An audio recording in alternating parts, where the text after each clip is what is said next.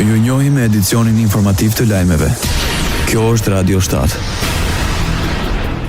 Zhbllokohet puna e qeverisë federale në Shtetet e Bashkuara të Amerikës. Senati votoi 60-40 për një hap të parë procedurial që mund të japë fund mbylljes. On this vote, the ayes are 60, the nays are 40. The bill as amended is passed. 8 senatorë demokrat votuan për herë të parë në favor pavarësisht kundërshtimit nga udhëheqësit e partive. Projektligji përfshin zgjatje e financimit federal deri më 30 janar, ndalimin e pushimeve nga puna të mbështetura nga Trump me masa që të mos përsëriten, si dhe financimin për kuponat ushqimor deri në vitin fiskal 2026. Megjithatë, votimi për subvencionet e kujdesit shëndetësor Obamacare, një tjetër pikë ngërçi midis demokratëve dhe Shtëpisë së Bardhë, mbeti i ndarë.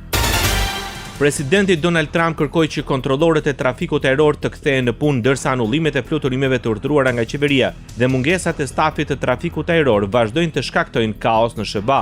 Trump shtoi se do të shpërblej ata që nuk morën pushim gjatë mbylljes 41 ditore të qeverisë federale, teksa shtoi se do të mirëpriste dorëheqjen e tyre që morën pushim. Të gjithë kontrollorët e trafikut ajror duhet të kthehen në punë tani, shkroi Trump në rrjetet sociale.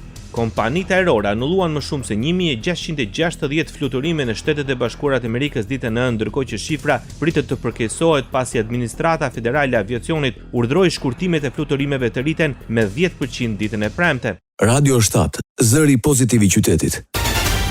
Armëpushimi mbështetur nga SBA-ja në Gaza ishte në thelb të takimit mes ndërmjetësit amerikan Gerard Kushner me kryeministrin izraelit Benjamin Netanyahu. Takimi vjen një muaj pasi Washingtoni dhe fuqitë rajonale e nxitën Izraelin të binte dakord për një armëpushim. Bisedimet u përqendruan në disa nga elementet më të diskutueshëm të planit 20 pikësh të Trump për t'i dhënë fund luftës 2 vjeçare të Izraelit në territorin palestinez, sipas zëdhënëses së qeverisë izraelite, Shosh Bedrosian. Zyrtarët diskutuan planet për çarmatosjen e Hamasit, vendosjen e forcave ndërkombëtare të sigurisë dhe krimin e një qeverie teknokratike në territor që përjashton Hamasin, tha ajo. Hamasi ka këmbgulur vazhdimisht se heqja dorë nga armët e tij është një vije kuqe.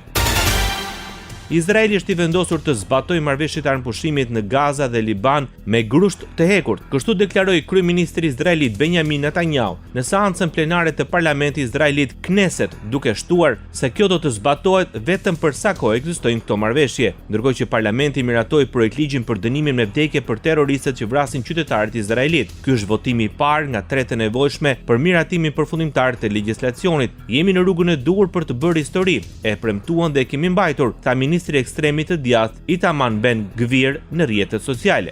Projektligji tani do t'i dërgohet komisionit për të përgatitur për 2 leximet e fundit të nevojshme për të bërë ligj.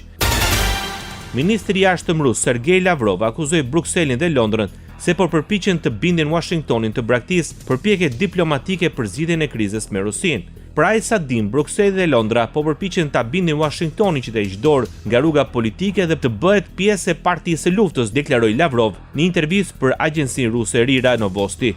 Lavrov paralajmëroi se Moska do të reagojë nëse vendet perëndimore vendosin të përdorin asetet e ngrirë ruse për të financuar ndihmën ndaj Ukrainës. Lavrov shtoi gjithashtu se Rusia është ende në pritje të konfirmimit nga SBA-ja për vlefshmërinë e marrëveshjeve të arritura në samitin e Alaskës, të cilat sipas tij mbeten një kompromis i rëndësishëm për çështjen e Ukrainës.